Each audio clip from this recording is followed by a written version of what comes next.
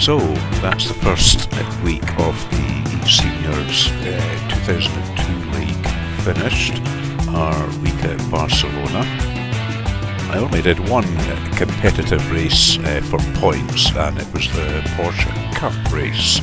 So I thought it might be quite fun to just put a little video together showing the highlights of that race, what happened for me, where I started, where I finished, and any sort of interesting bits in between. So here we are sitting on the grid, and as you can see I'm in second last place. Now that wasn't a surprise to me. I decided it was only a 10-minute qualifying session, and I didn't really have a lot of time during the day to do some running in the Porsche Cup car and try and work out a setup for qualifying and for the race. So I decided in the 10-minute qualifying just to go out in my race setup.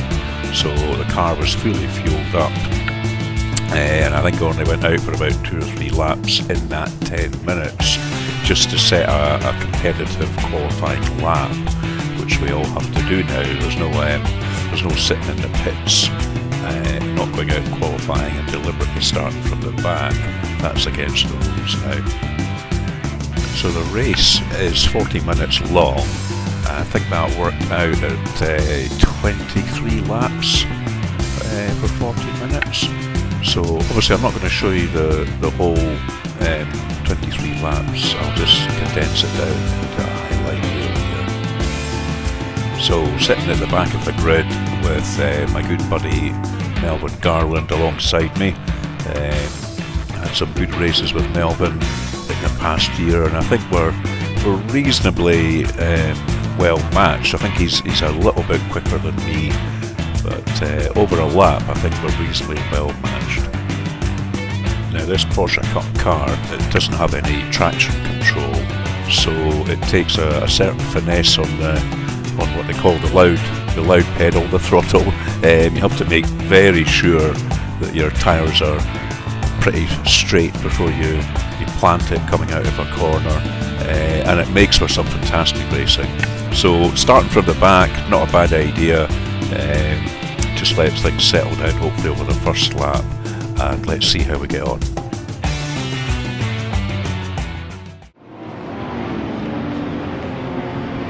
So here we are, lap 1, just coming round on the formation to the grid, and everyone trying to stay in their designated spot. All looking good so far.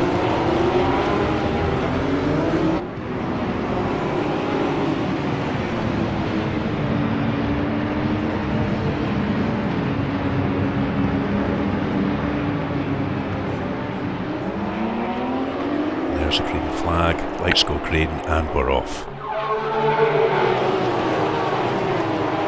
You see Melvin and myself just cawing at Canny a little bit and hanging back.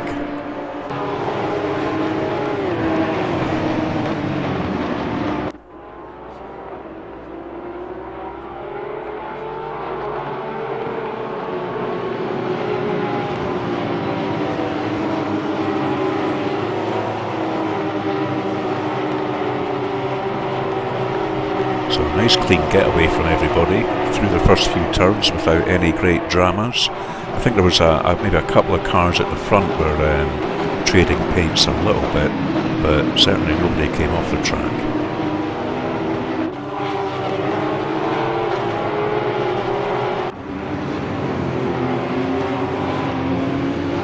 I'll just let this first lap continue since the cars are all nicely bunched together and you get to see some action.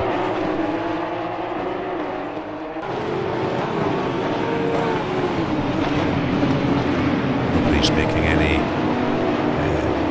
dives or anything just now, or any great overtaking manoeuvres. We're all trying to get some heat built into the tyres. It certainly takes a good sort of 2 or 3 laps now in ACC to get the tyres up to temperature.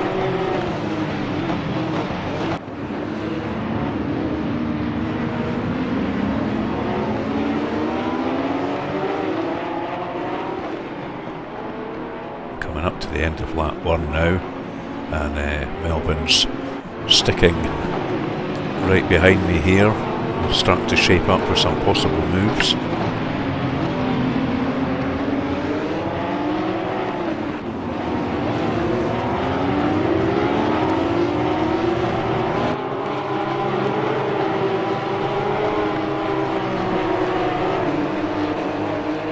So that's us just coming round to finish off the first lap. So we've jumped ahead here, tail end of lap 3, and you can see that there's a car now behind myself and Melvin, Mr. Loram, who unfortunately came off track. He had to rejoin, so he's in last place now, and that has given a promotion of 1 place for both myself and Melvin. Yippee!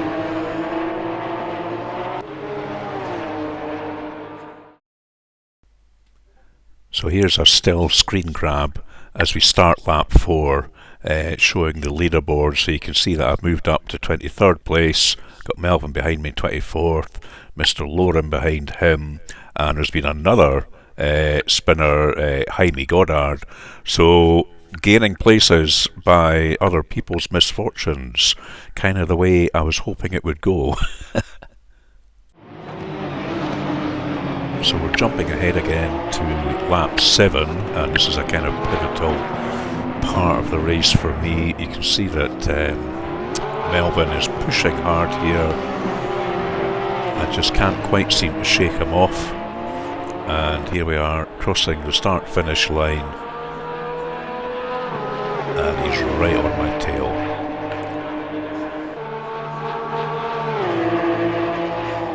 Almost neck and neck into the first corner.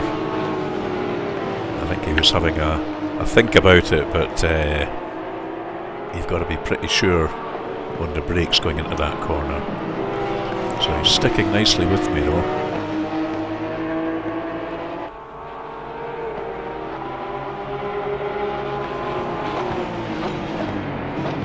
We haven't really got anybody else around us at this time.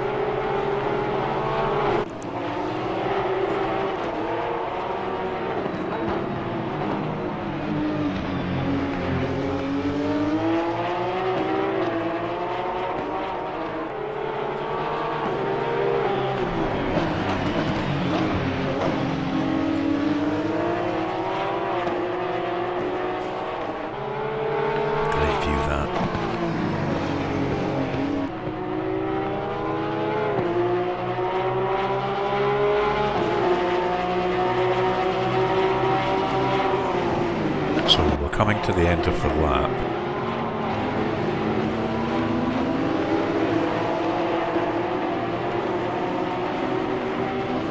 And he's definitely closing up on me here through this little twisty section at the end. So I think what's going through his mind is if he can stick close enough, he'll get in my draft on the start-finish straight and take me into that first corner.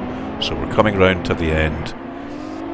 He's sticking nice and close to me, and then unfortunately he just gets a tyre on the curb and crashes out. Let's see that from another couple of views. So here's a sort of side view with him behind me, and you can just see him catch the curbing and it spins him out.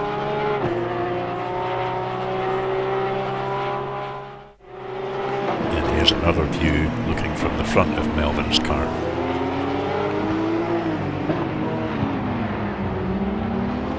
Just coming round to the offending corner now. Catches the curb. Bang. Game over. So here's how we stand as we enter lap 9. And you can see that I've moved up to 21st place. Melvin's history, unfortunately, is in the pits, car severely damaged, and I've still got Mr. Loram, Mr. Trowbridge, and Billy Lightfoot behind me.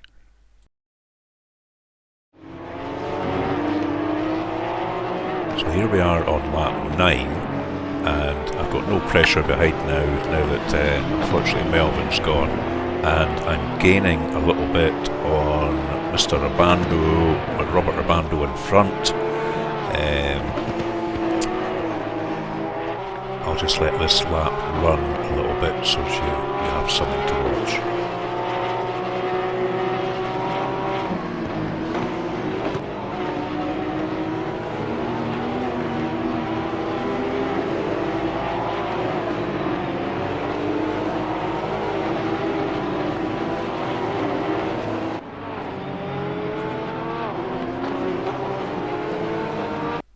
So here's how things stand as I start lap 14, and only two people behind me, Mr. Lorem and Mr. Lightfoot, and I'm up into 21st place. But these three guys ahead of me, Mr. Daunt, Torrance and Bandu, are going to start figuring in things now for me.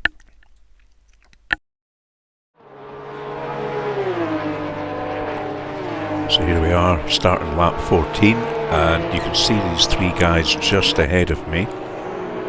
So they're having a kind of squabble of their own, which is allowing me to close up on them.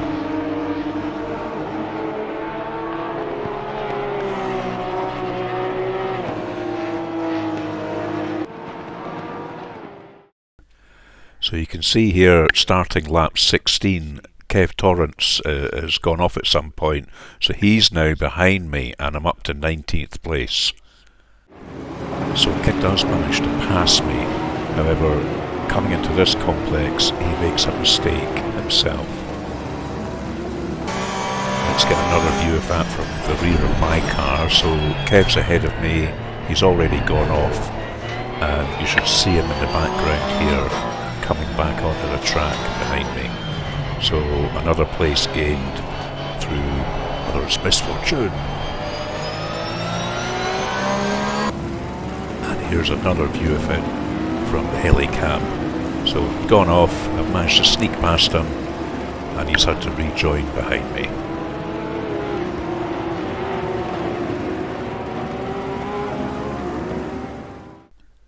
So here's where we stand, coming into lap 17, nearing the end of the race, and Kev is right on my tail. So going to be a hard battle to hold Kev off. Close driver with me, but again I think he's got the slight edge on me. I am, however, up into 18th place. So Kev is right in my draft. He's getting a good old toe out of me, and he manages just to sneak me on the inside. I do have a chance of fighting back, but just not quite make it. So fair game, he's taken me there.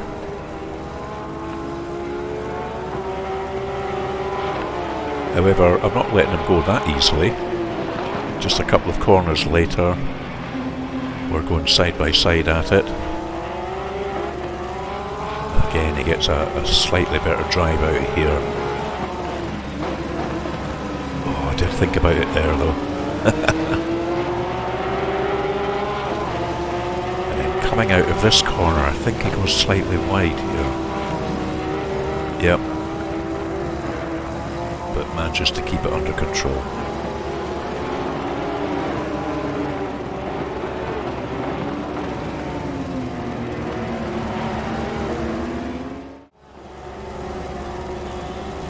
Okay, so we're into the second last lap here. This is probably where the most controversial incident for me happens.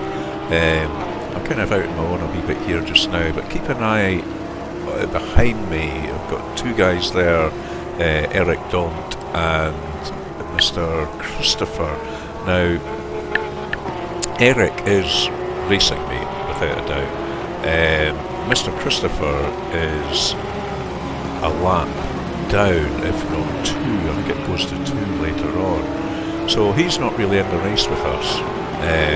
However, coming round this corner here, I suddenly see blue flags, and you'll see marshals at the right and left here waving the blue flags, and that means normally somebody faster than you, a front runner's coming up to you as a back marker. So I do the natural thing here, pull over and let them go. But of course Eric capitalises on that and nips past me as well. Now, Fair enough, Eric. In the heat of the moment, I might have done the same thing myself. Here's a slow motion replay. You can see the marshal waving the blue flag there. And as I come round this left-hander, you will see another marshal round about the sort of top centre of the screen waving the blue flag as well. Now, it's a fault of the game here because Mr. Christopher is not coming up to in a blue flag situation. He's one lap behind me, 2 laps actually. So I shouldn't have pulled over. Simple as that. I was just naturally reacting to a blue flag. And of course, after the race, a couple of guys messaged me and said, do you know what, I think that was a blue flag overtake infringement. Eric shouldn't have taken you there. And I hadn't really thought about it, but at the end of the day, I'm in 17th here. Pretty good result for me, and you know, I need every spot I can get. So this is me coming round to start my last lap, and you can see just at the footage started there, Mr. Gerard came off, so I've managed to pass him coming in to do the final lap, which we're about to start. So I've gained another place. Once I go to the start finish, you'll see that I jump up to 16th. So I'm thinking, well, as long as I can keep Mr. Gerard behind me here, that's going to be another place. So as I was chatting about earlier, you know, with the situation with Eric, I hadn't really thought about any possible infringement. It was only when a couple of guys messaged me on Discord, and I thought, oh, maybe it is.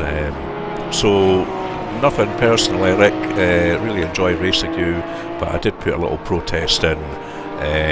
As I say, I'm not the fastest qualifier, so usually starting from the back, and any extra place that I can gain, I'm going to take it. So let's see what the stewards say. It's only one place, but you know, it might put me up to 15th at the end. So here I am trying to fend off Mr. Gerard, who's a quick driver, I know. So this was a bit breathless, shall we say. The tyres had gone in the car. I was kind of sliding about all over the place. I've managed to go 40 minutes without throwing it off the circuit, and I was determined to finish this race with a clean bill of health, but I was also determined to keep him behind me. So he went a bit wide there, that helped me. He's obviously pushing, and just coming around the last few corners here before the checkered flag, and I think he knows it's game over now.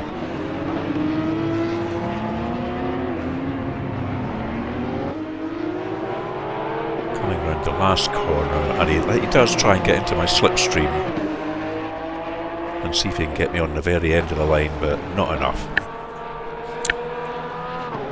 So, finished 16th, gained quite a few places. It might be a 15th, let's see what the stewards say. And I was quite happy with my first competitive race since about November. So I'll maybe do some more little videos like that, just to show how the race panned out for me. But I hope you enjoyed watching that. Like and subscribe if you do, and I will see you guys on track. Cheers for now.